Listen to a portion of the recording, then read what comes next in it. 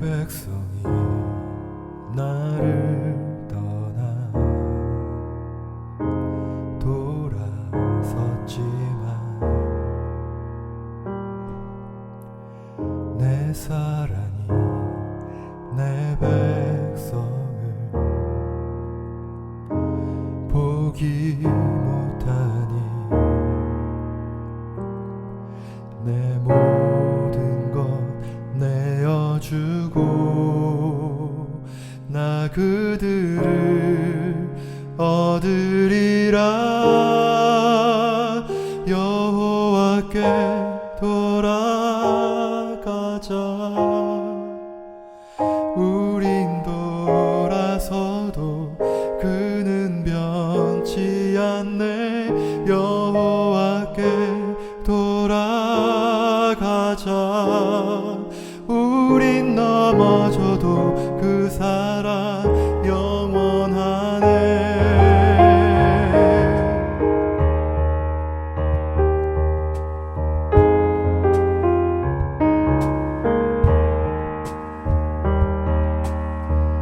내 백성이 나를 떠나 돌아섰지만 내 사랑이 내 백성을 보기 못하니 내 모든 것 내어주고 나 그들을 얻으리라. 여호와께 돌아가자. 우린 돌아서도 그는 변치 않네. 여호와께 돌아가자. 우린 넘어져도 그 사랑 영원하네. 사랑을 오래 참고 자신을 내어주며 서로 사랑할 때 세상은 주보내. 사랑은 절대 지지 않네. 사랑은 오래 참고 자신을 내어주며 서로 사랑할 때 세상은 주보내. 사랑은 절대 지지 않네. 여호와께 돌아가자. 우린 돌아서도 그는 변치 않네. 여호와께 돌아가자. 우린 넘어져도 그 사랑 영원하네. 여호와께 돌아가자. 우린 돌아서도 그는 변치 않네. 여호와께 돌아가자. 우린 넘어져도 그 사랑 영원하네.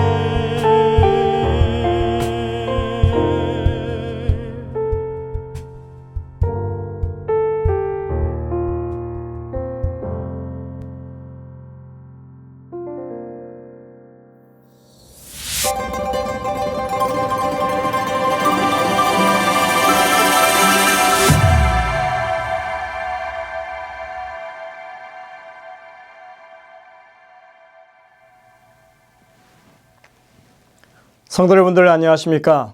이제 행복하는 안식일을 시작하는 시간이 되었습니다. 함께 찬미를 부르시면서 이 예배를 열겠습니다. 처음에 부르실 찬미는 219장 찬미입니다. 성령이여 강림하사. 혼성중창 찬양팀의 찬양 인도로 함께 부르시겠습니다.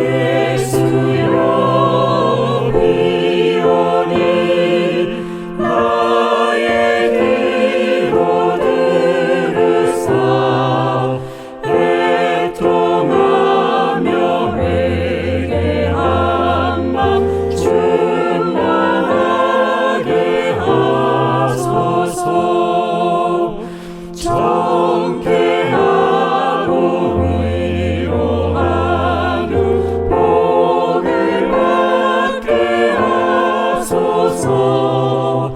충만하게 하셨으니 무한 감사합니다. 예수여 비오니 나의 기도 들으사 애통하며 내게 한번 충만하게 하소서.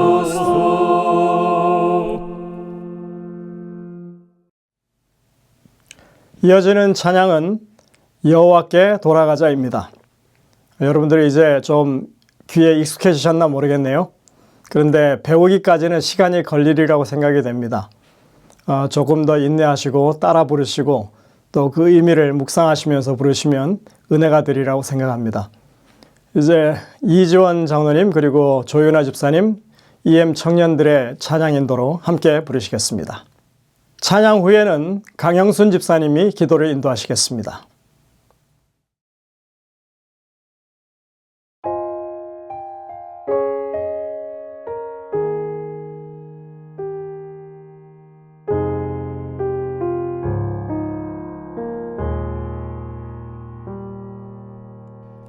내 백성이 나를 떠나 돌아섰지만 내 사랑이 내 백성을 포기 못하니 내 모든 것 내어주고 나 그들을 얻으리라. 여호와께 돌아가자. 우린 돌아서도 그는 변치 않네. 여호와께 돌아가자. 우린 넘어져도 그 사랑 영원하네.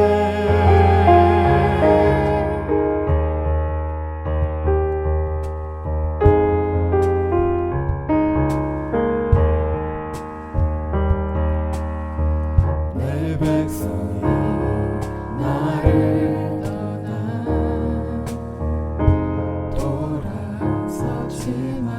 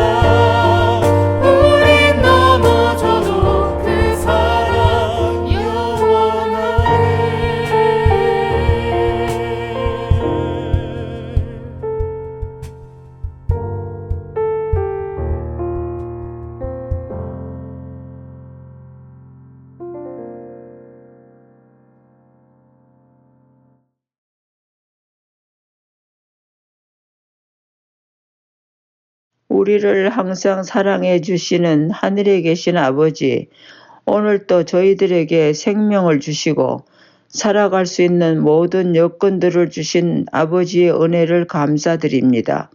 하늘 아버지께서 원하시는 선하고 아름다운 모습으로 하나님께 영광 돌릴 수 있는 저희들 다 되게 도와주시옵소서.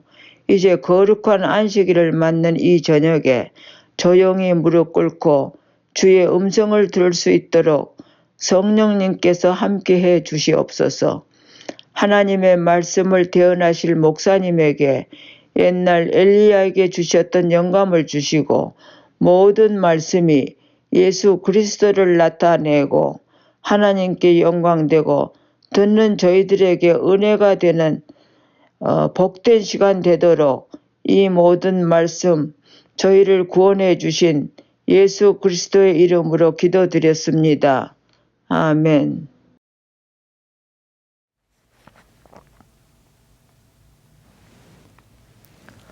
성도 여러분들, 하나님의 은혜 가운데 평안하셨습니까?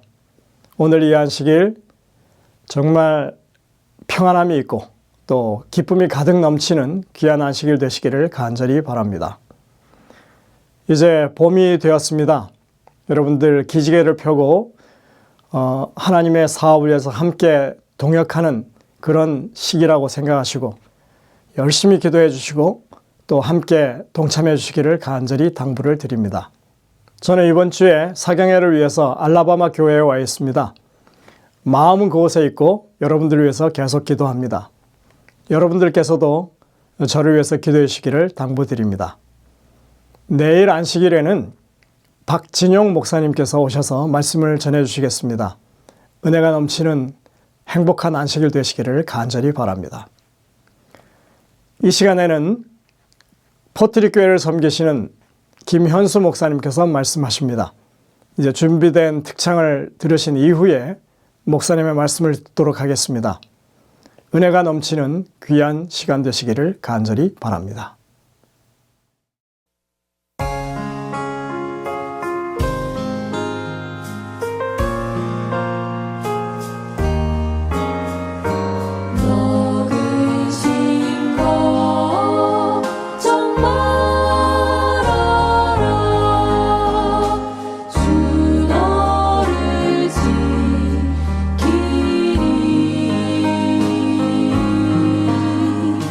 주 나의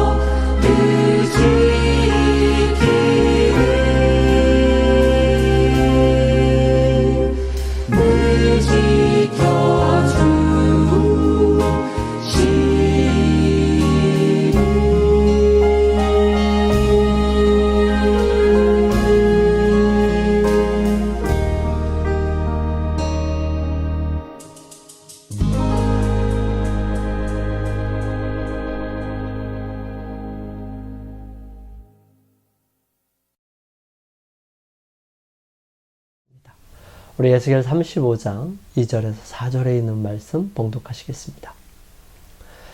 인자야, 내 얼굴을 세일산으로 향하고 크게 예언하여 이르기를, 주 여호와께서 이같이 말씀하시되, 세일산아, 내가 너를 대적하여 내 손을 내 위에 펴서 내가 황무지와 공포의 대상이 되게 할지라. 내가 내 성읍들을 무너뜨리며 내가 황폐하게 되리니 내가 나를 여호와인 줄을 알리라. 아멘. 하나님의 성품상 재앙을 내리거나 성을 무너뜨리거나 사람을 죽이는 일에 맞지 않습니다. 그럼에도 불구하고 세상에 존재하는 많은 사람들이 이러한 재앙을 당하고 또 무너뜨림을 당하며 죽임을 당하는 이유가 무엇일까요? 그것은 그들이 죽을 수밖에 없는 처지에 자신을 두었기 때문입니다. 하나님께서는 이런 여러 가지 것들을 통해서 하나님이 어떤 분이신지를 알게 하시기를 원하십니다. 사람의 마음은 원래 악하고 죄에 기울어져 있습니다. 하지만 그렇다고 해서 악을 행하고 죄를 짓는 것이 용납되지는 않습니다. 죄가 가득한 세상에서도 법과 규율을 통해서 통제하고 또 죄를 짓지 않도록 하기 위해 계몽과 교육을 많이 시키며 노력하고 있습니다. 이러한 상황 속에서도 약한 자를 괴롭히고 그가 곤란을 당할 때에 그 곤란을 가중시키며 더 힘겹게 한다면 그것은 참으로 용서받지 못할 일들이지 않을까 합니다.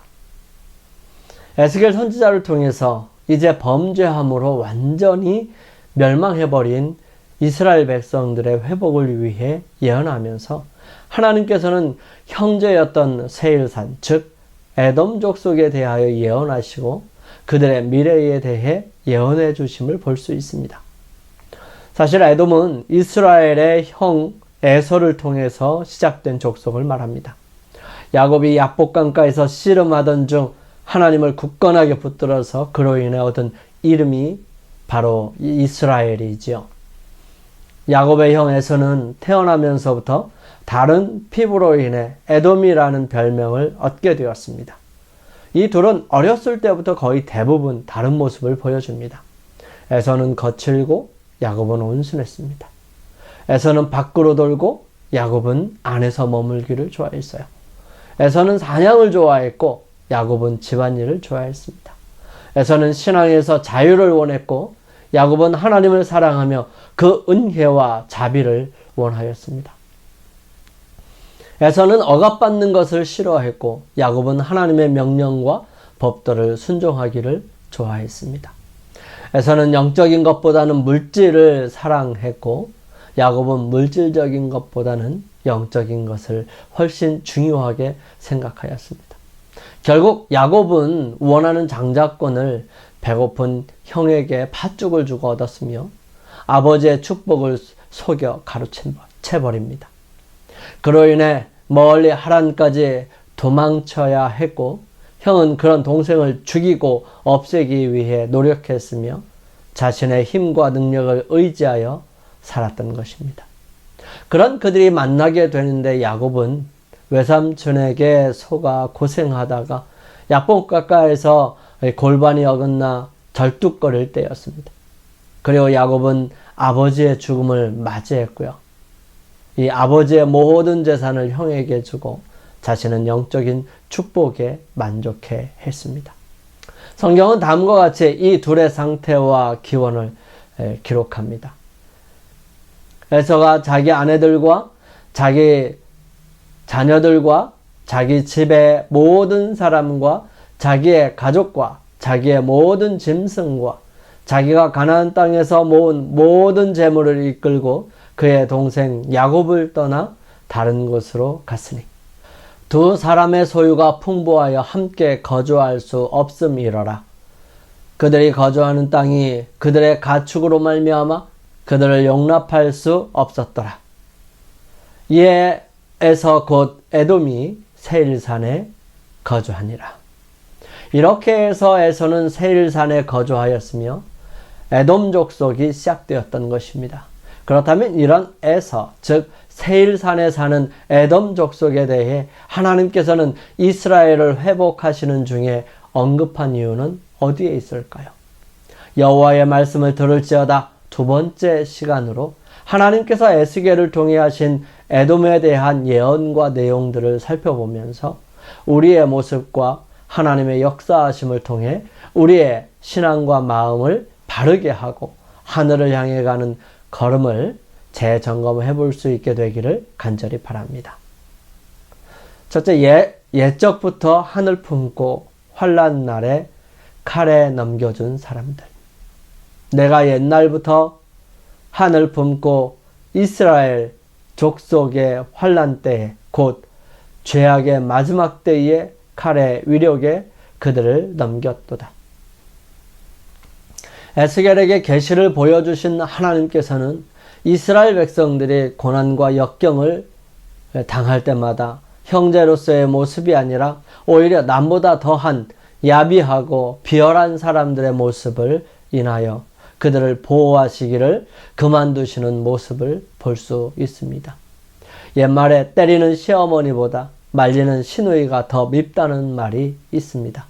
겉으로는 위해주는 척하지만 속으로는 시어머니보다 더하는 시누이라는 것이지요. 형제의 나라, 형제의 족속인데도 불구하고 늘 이스라엘을 시기하고 이스라엘이 잘 되는 것을 잘 못 보고 이스라엘을 더 차지하고 빼앗으려고 했던 족속들이었습니다. 이러한 에돔 족속의 모습들을 좀 더 구체적으로 살펴봅니다. 에서와 야곱의 다툼은 뱃속에서부터 시작되었습니다. 이삭이 그의 아내가 임신하지 못하므로 그를 위하여 여호와께 간구하매 여호와께서 그의 간구를 들으셨으므로 그의 아내 리브가가 임신하였더니 그 아들들이 그의 태 속에서 서로 싸우는지라.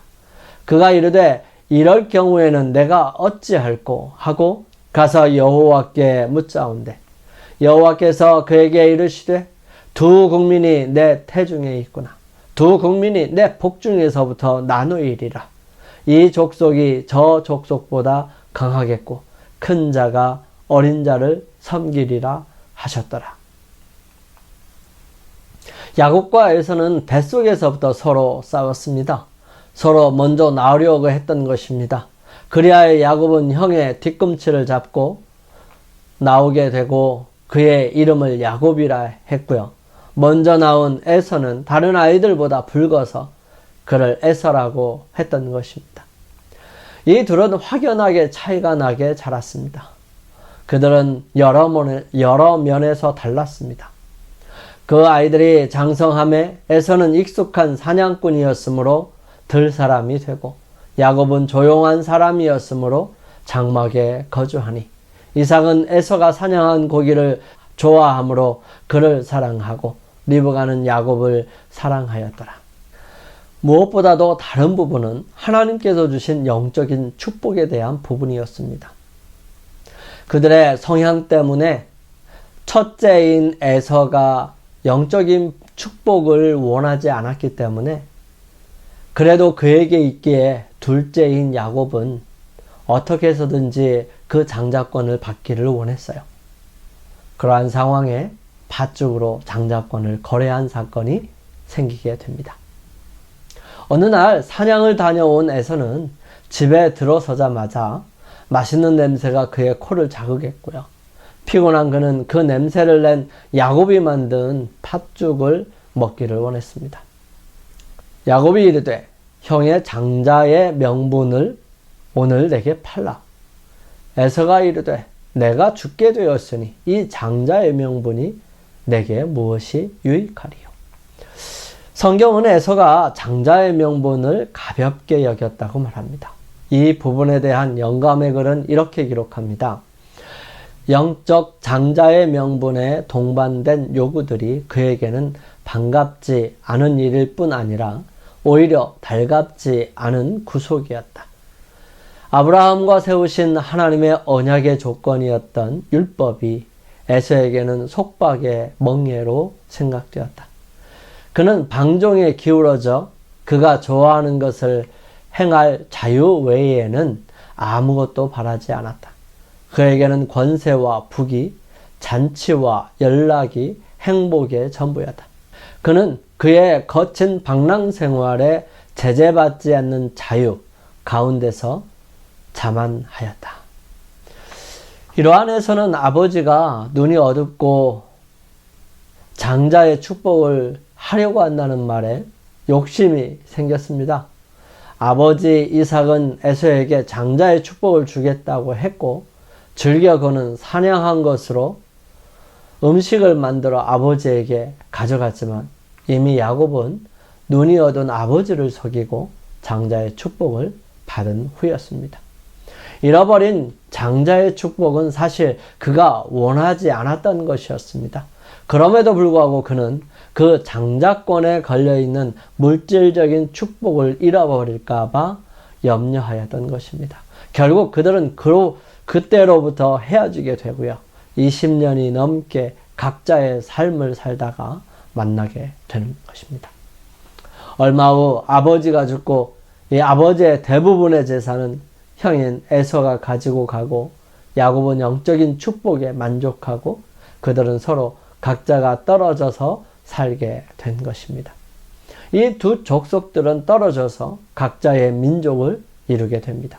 에서는 세일사를 중심으로 에돔 족속을 이루었고 야곱은 이스라엘로 이름을 바꾸어 애굽에서 번성하였습니다. 그리고 이스라엘 백성들에게 약속하신 가나안 땅을 향하여 출애굽하게 되고 그 소식을 이 에서의 후예들이 듣게 된 것입니다. 이때에 광야에서 살아가는 이스라엘 백성들을 괴롭혔던 한 족속이 있었는데 바로 아말렉 족속이었습니다. 그때에 아말렉이 와서 이스라엘과 르비딤에서 싸우니라. 모세가 여호수아에게 이르되 우리를 위하여 사람들을 택하여 나가서 아말렉과 싸우라.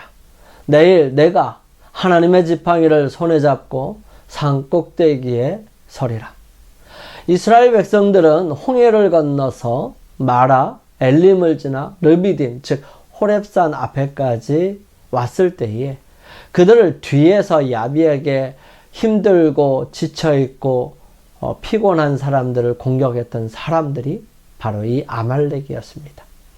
이 아말렉은 누구였을까요? 이 아말렉이 처음 등장한 곳은 창세기 14장인데 거기에는 아말렉 족속의 온 땅이라고 기록되었고요. 그것으로 보아 모세가 기록할 때 이미 아말렉 족속이 있었지만 그 기록의 내용 안의 시대는 아말렉이 없었기 때문에 그들의 땅이라고 기록하였다고 생각할 수 있습니다. 이 아말렉에 대한 두 번째 기록은 다음과 같습니다. 에서의 아들 엘리바스의 첩 딥나는 아말렉을 엘리바스에게 낳았으니 이들은 에서의 아내 아다의 자손이며 모세는 창세기를 기록하면서 다시 한번 이렇게 근거를 남깁니다.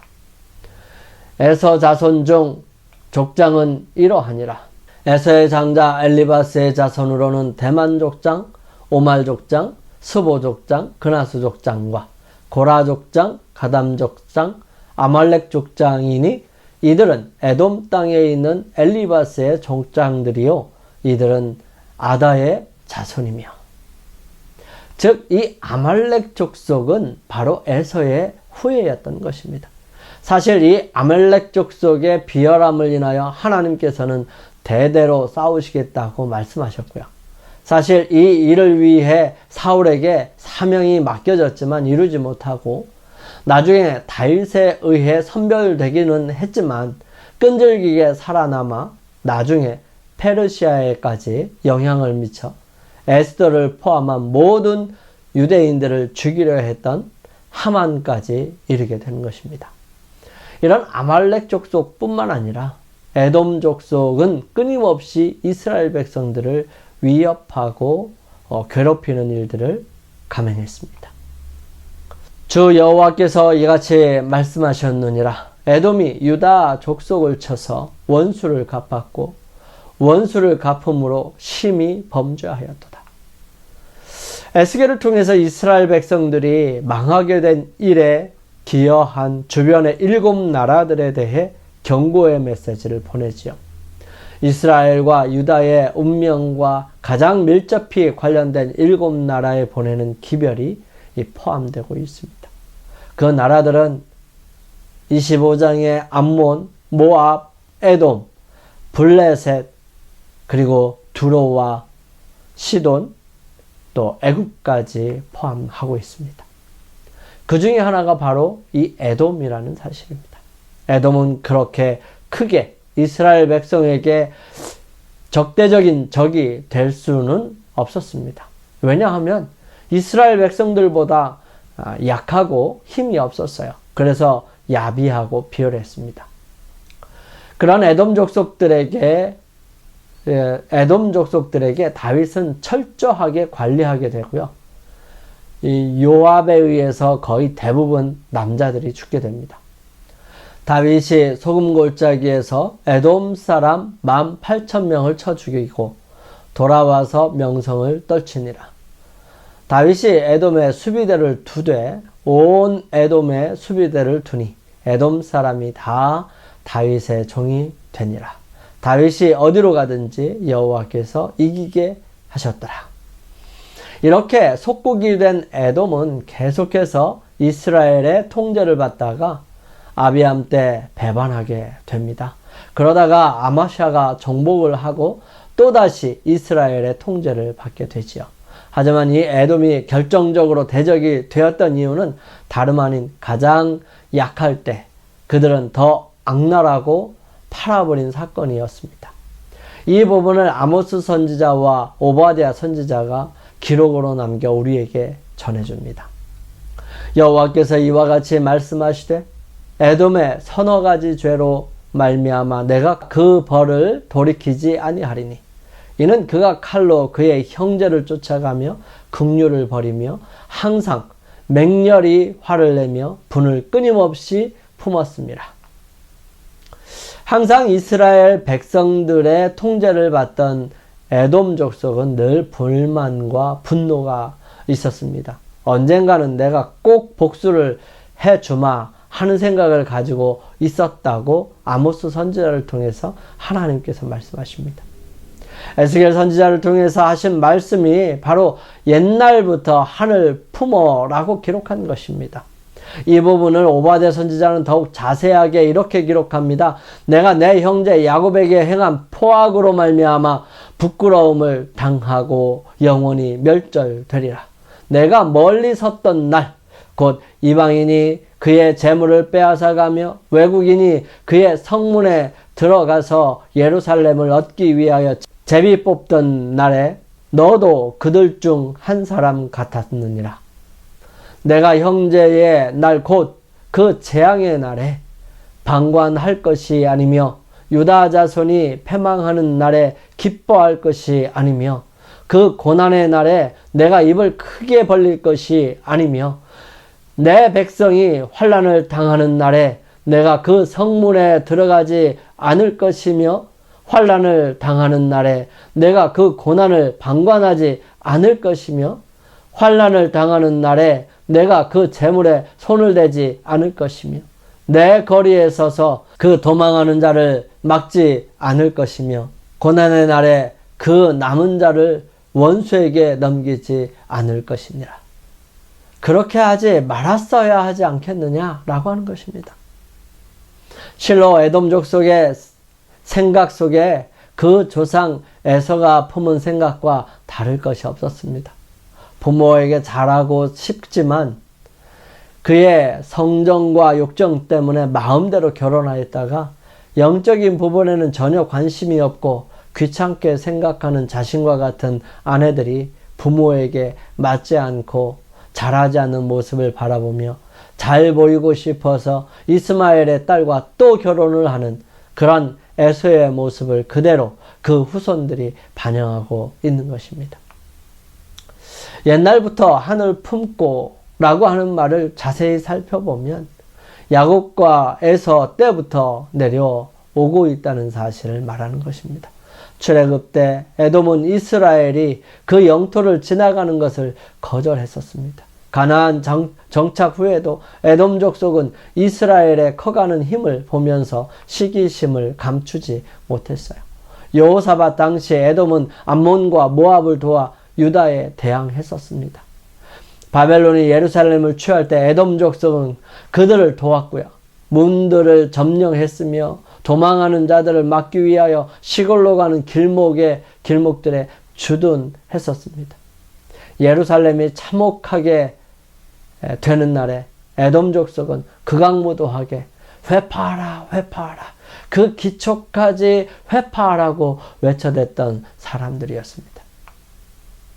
이렇게까지 형제인 유다에게 했었어도 이스라엘이 완전히 망하지 않는 이유가 있었습니다. 무엇이었을까요? 우리는 여기서 희망을 바라봐야 합니다. 여호와께서 거기 계셨느니라. 내가 말하기를 이 두 민족과 두 땅은 다 내 것이며 내 기업이 되리라 하였도다. 그러나 여호와께서 거기에 계셨느니라. 북방 이스라엘과 남방 유다를 끊임없이 넘보고 차지하려고 노력한 족속이 바로 에돔 족속인 것입니다. 하지만 그들은 끝내 이루지 못했어요. 북방 이스라엘 백성들이든 남방 유다 백성들이든 모두가 다 타락하고 패약하여 돌아서서 끝내 아수르와 바벨론에 의해 망하였다 할지라도, 그것이 황폐하고 들짐승들이 다니고 회파되었다 할지라도 에돔에게는 차지하지 못하도록 하나님께서 막으신 것입니다. 다각적으로 노력하고 차지하려고 하였을지라도 그들이 그곳을 차지하여 자리를 잡을 수가 없었습니다. 왜냐하면 여호와 하나님께서 거기 계셨기 때문입니다. 여호와께서 거기 계셔서 그곳을 지키고 계셨고, 이스라엘 백성들 외에 다른 사람들이 점령하지 못하도록 막으셨던 것입니다. 에돔뿐만 아니라 지정학적으로 많은 민족들이 이스라엘 백성들을 공격할 수 있는 그런 위치였기 때문에 수많은 침공과 침략을 당하여야 하였던 것입니다. 그들은 취약했어요. 뿐만 아니라 해년마다 3차례씩 그들은 예루살렘으로 모든 남자들이 가야 했기 때문에 위험에 노출을 될 수밖에 없었습니다. 하지만 그들이 그런 공격을 당하지 아니한 이유가 어디 있었을까요? 너희의 모든 남자는 매년 3번씩 주 여호와 이스라엘의 하나님 앞에 보일지라. 내가 이방 나라들을 내 앞에서 쫓아내고 내 지경을 넓히리니 내가 매년 3번씩 여호와 내 하나님을 뵈려고 올 때에 아무도 내 땅을 탐내지 못하리라. 하나님께서는 각 지역과 성에 살면서 1년 3차 하나님의 성전에 있는 곳으로 모여야 했었는데요. 그때마다 그들의 연약한 가족들만이 남아있게 되는데, 그 연약할 때에 하나님께서 함께 하시겠다고 말씀하신 것입니다. 이스라엘 백성들이 하나님의 말씀과 명령과 계명과 법도를 따라 살아갈 때뿐만 아니라 그들이 타락하고 완전히 하나님에게서 떠났을 때라 할지라도 하나님께서는 한 번도 그들을 떠나신 적이 없으셨던 것입니다. 그들을 회복시키기 위해 끊임없이 선지자들을 보내시고 그들에게 교훈하기 위해 기록된 말씀을 읽도록 하셨으며 율법을 가까이 두어서 그들의 삶에서 늘 지표로 삼을 수 있도록 하셨던 것입니다. 무엇보다도 그들은 태어나면서부터 죽을 때까지 외우는 쉐마는 그들로 하여금 하나님 안에서 살아갈 수 있도록 해 주었던 것입니다. 그럼에도 불구하고 대담한 왕들과 지도자들의 타락은 그들의 마음을 범죄하는데 담대하게 되었고요. 그들이 우상 숭배하는 것이 일반적인 현상으로 받아들이게 했던 것입니다. 에스겔 선지자를 통해서 분명하게 말씀하시는 부분은 바로 이 부분입니다. 그 사방의 합계는 18,000척이라. 그날 후로는 그 성읍의 이름을 여호와 샴마라 하리라. 여호와 샴마, 라는 뜻은 여호와께서 거기 계신다라는 뜻입니다. 에스겔을 통해서 끊임없이 경고하고 기별을 보내면서 하시는 말씀은 내가 거기 있었노라 말씀하시는 것입니다. 이스라엘 백성들 이전에 세상을 창조로부터 시작하여 그들의 조상들과도 그들이 광야를 지나가 가나안 땅에 정착할 때도 늘 언제나 거기에 그들과 함께 계셨던 것입니다. 그들이 왕으로서의 하나님을 거부하여 그들만의 왕을 세울 때에도, 그들이 타락하고 하나님을 떠나 우상 숭배를 할 때에도, 그들이 하나님을 의지하여 살 때에도 언제나 그분은 거기 계셨던 것입니다. 그들의 매 순간마다 그들과 함께 계셨고 기다리셨으며 간구하기를 바라셨던 것입니다. 그들이 회개하고 돌아오기를 바랬고 그들이 온전하게 회복되기를 바라셨던 것입니다. 시대의 소망에는 이런 말씀이 있습니다. 당자의 비유 아버지에 대하여 이렇게 설명합니다. 일어나서 그대의 하늘 아버지께로 돌아가라. 그리하면 그는 멀리까지 나와서 그대를 영접하실 것이다. 만일 그대가 회개하고 그분을 향해 한 걸음만 내디딘다 해도 그분은 재빨리 무한하신 사랑의 팔로 그대를 안아 영접하실 것이다. 그분의 귀는 통회하는 자의 부르짖음을 듣기 위해 열려있다.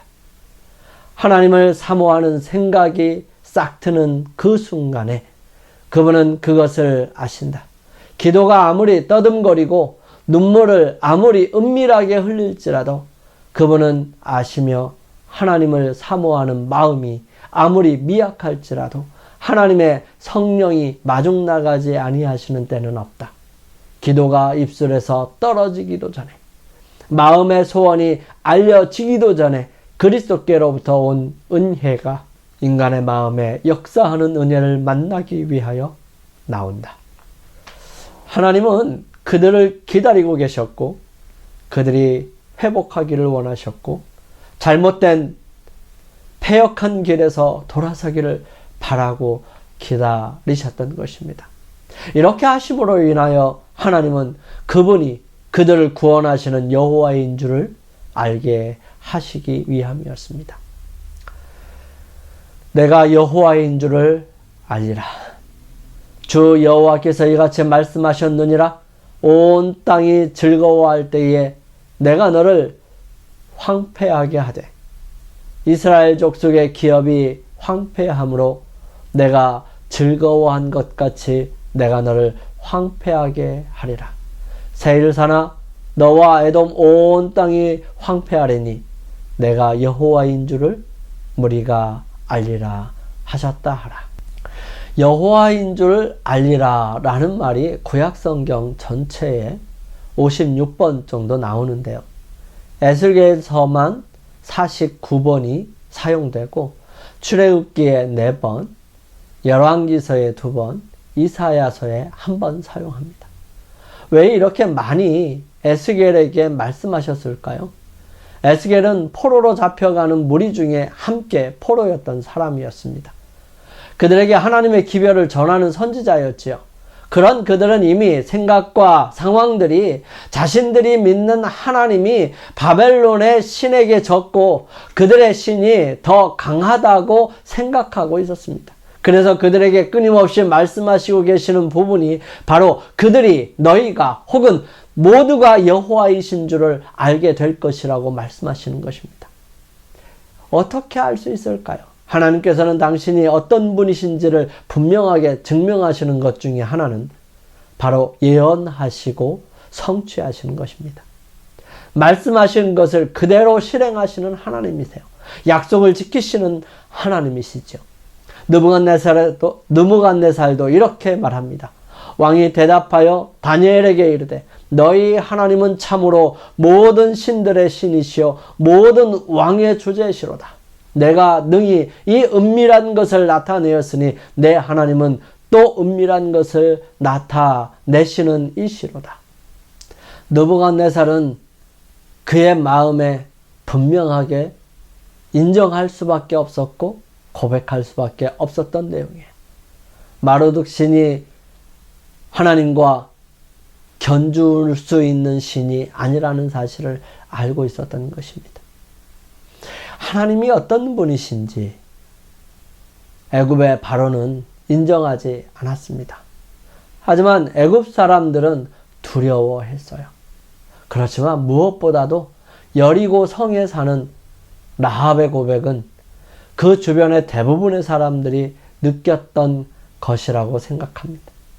여리고를 점령하기 위해서 들어갔던 이 정탐꾼들을 숨겨주고 그들에게 하나님께 대한 고백을 하게 되지요. 말하되 여호와께서 이 땅을 너희에게 주신 줄을 내가 아노라.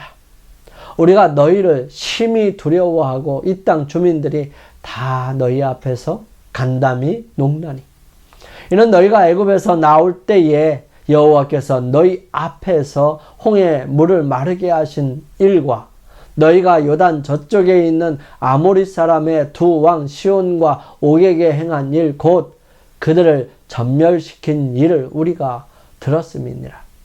우리가 듣자 곧 마음이 녹았고 너희로 말미암아 사람이 정신을 잃었나니 너희의 하나님 여호와는 위로는 하늘에서도 아래로는 땅에서도 하나님이시니라. 모압의 왕 발락은 이스라엘 백성들을 저주하고 그들을 점령하려는 생각에 멀리 메소포타미아의 유능한 발람이라는 선지자를 돈과 지위와 명예로 꼬드겼습니다. 발람 선지자는 하나님을 섬기는 선지자였고 그는 하나님께서는 이스라엘 백성들을 저주하지 않으신다는 사실을 알게 되었지만 그들에게 시도해 보겠다면서 제단을 쌓고 기도를 드릴 때에 그는 바른 말로만 하여 서로 갈라집니다. 이때 발람이 하나님의 백성들을 보고 또 그가 믿는 하나님에 대해 이렇게 기록합니다. 하나님은 사람이 아니시니 거짓말을 하지 않으시고 인생이 아니시니 후회가 없으시도다. 어찌 그 말씀하신 바를 행하지 않으시며 하신 말씀을 실행하지 않으시랴. 여러 선지자를 통해서 예언하신 것을 그대로 이루심으로 하나님께서 여호와가 되심을 알게 되었습니다. 이 모든 것으로 여호와께서 오직 유일하신 하나님이심을 증거하십니다. 이사야 선지자는 이렇게 기술합니다. 너희는 알리며 진술하고 또 함께 의논하여 보라. 이 일을 옛적부터 듣게 한 자가 누구냐? 이전부터 그것을 알게 한 자가 누구냐? 나 여호와가 아니냐? 나 외에 다른 신이 없나니 나는 공의를 행하며 구원을 베푸는 하나님이라. 나 외에 다른 이가 없느니라. 오직 우리 하나님 여호와 뿐이십니다. 너희는 여호와의 말씀을 들을지니라. 그것이 살 길입니다. 괴롭히고 복수심에 불타는 에돔과 세일이여 여호와의 말씀을 들을지니라. 우리 함께 기도드리겠습니다. 저희들을 사랑하시는 아버지 하나님, 저희들을 향하여 말씀하시는 여호와의 말씀을 들을지어다 저희들 함께 듣고 그 말씀을 통하여 저희들의 삶을 점검하며 주님께로 나아갈 수 있도록 인도하여 주옵소서. 에돔이 처음부터 끝까지 그 마음을 풀지 아니하고 깊은 한으로 복수심으로 그들의 마음을 채웠을 때 어떤 모습으로 나타났으며 그 모습이 약하고 힘든 주님의 백성들에게 어떻게 나타났는지를 바라보게 해주셨습니다.